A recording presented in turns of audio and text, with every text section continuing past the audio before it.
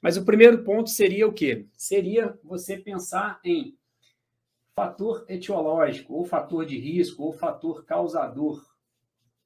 Então, para você identificar e tratar qualquer tipo de doença, sendo essa doença a disfunção temporomandibular, o primeiro ponto é você conseguir identificar o que está causando o problema do seu paciente.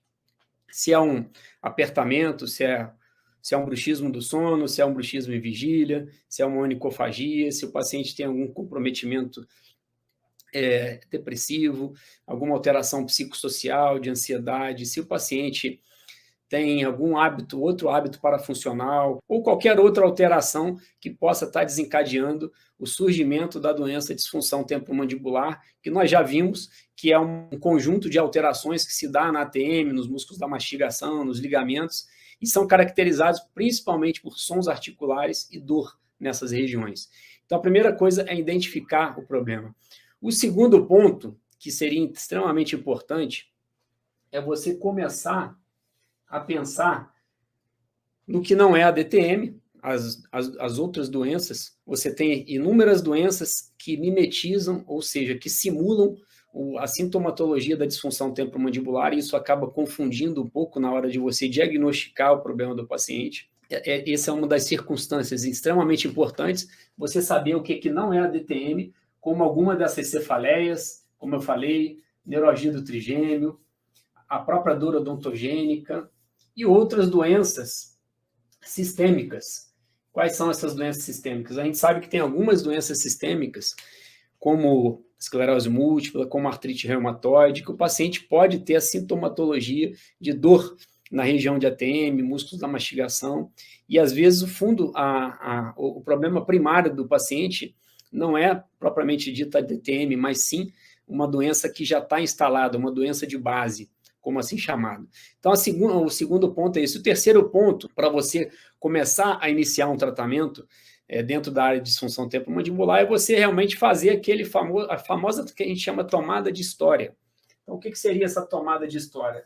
É toda aquela investigação do que o paciente tem de problemas.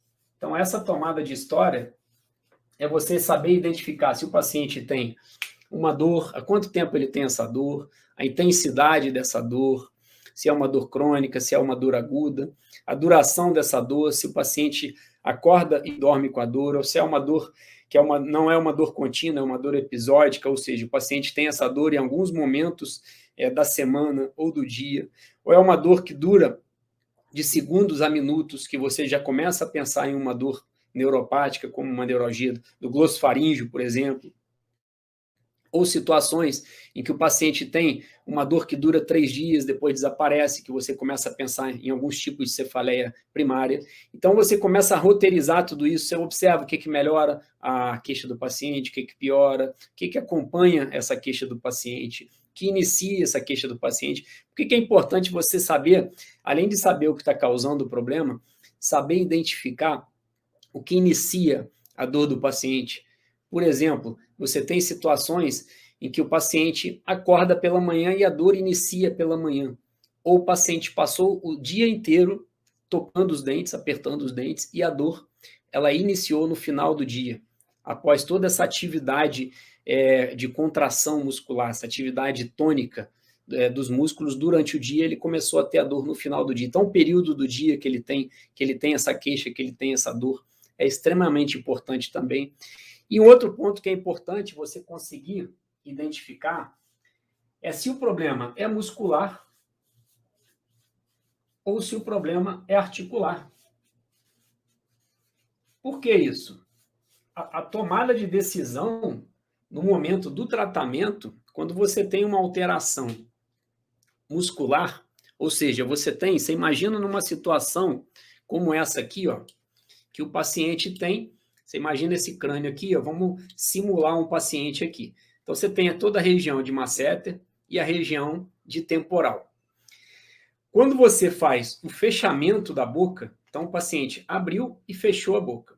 Quando você abre a boca, o que acontece com masseter e temporal? Que são esses dois músculos que estão assim de mais fácil visualização nesse vídeo aqui que eu estou demonstrando.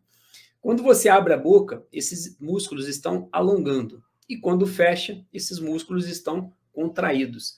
Então, quando você tem, por exemplo, um hábito parafuncional como o bruxismo, ou até mesmo a onicofagia, o que está acontecendo com essa região do masseter e do temporal? E esses músculos, eles diminuem o tamanho dele, ou seja, eles contraem.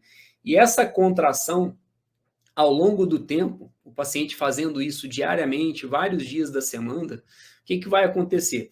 O paciente começa a ter pequenos nódulos nessa estrutura muscular, tanto de temporal quanto de masseter.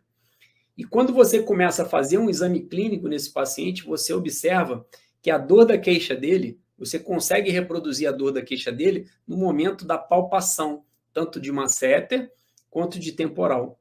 E quando você consegue reproduzir a dor da queixa do paciente em uma palpação por meio de um exame clínico, sinal que você está no caminho certo e você está começando a identificar aonde está localizado o problema do paciente.